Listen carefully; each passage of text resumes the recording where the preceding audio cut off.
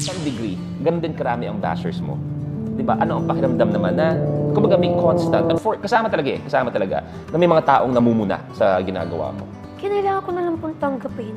Lalo na ngayon, parang very cliche na quote na madaming bashers pero mas madaming nagmamahal sa'yo. Sometimes, mas mararamdaman mo kasi na mas madaming bashers kaysa sa mga nagmamahal sa'yo. Sometimes, mararamdaman mo naman na pantay sila. 50% mahal ka, 50% nang babash sa'yo. Kailangan lang talagang tanggapin na hindi mo talaga mapiplease lahat. And tinatak ko lang talaga sa utak ko na isang beses lang ang mabubuhay. Very cliche yung YOLO, pero isang beses ka lang talaga mabubuhay. Kailangan mo mag-focus sa mga importanteng bagay.